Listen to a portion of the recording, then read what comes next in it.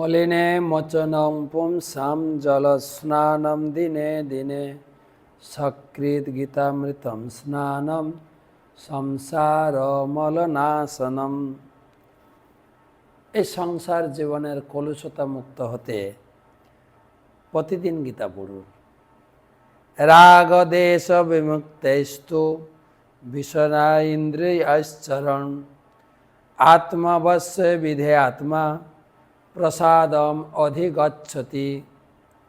রাগ দেশ বিমুক্তস্তু বিষয়ান ইন্দ্রিয়শ্চরণ আত্মবশ্য বিধে আত্মা প্রসাদম অধিগচ্ছতি। সংযত চিত্ত মানুষ প্রিয় বস্তুতে স্বাভাবিক আসক্তি এবং অপ্রিয় বস্তুতে স্বাভাবিক বিদ্বেষ থেকে মুক্ত হয়ে তার বশীভূত ইন্দ্রিয়ের দ্বারা ভগবত ভক্তির অনুশীলন করার মাধ্যমে ভগবানের কৃপা লাভ করেন। এর আগে আমরা শুনছিলাম ইন্দ্রিয় সংযম, কিভাবে ইন্দ্রিয় সংযম না হলে কি গতি, বিষয়ের ধ্যান করতে করতে আসক্তি থেকে, কাম থেকে, ক্রোধ থেকে, সম্মোহ, স্মৃতি, বুদ্ধিনাশ, প্রাণশক্তি, 8টা পতনের ধাপ পড়েছিলাম। আজকের শ্লোকে ভগবান বলছেন, যদি মনে করো না আমি ওই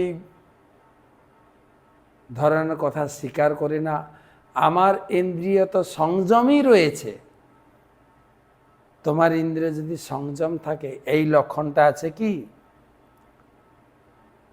প্রিয় অপ্রিয় কোনোতেই আমার আসক্তি নেই, মান অপমানে আমার কোনো যায় আসে না। কেউ আমাকে অপমান করুক, কেউ আমাকে সম্মান করুক, প্রিয় বস্তু পেলে উৎফুল্লিত হই না, অপ্রিয় বস্তুতে আমি ভেঙে পড়ি না, তাহলে বুঝবো যে তোমার মন সংযত।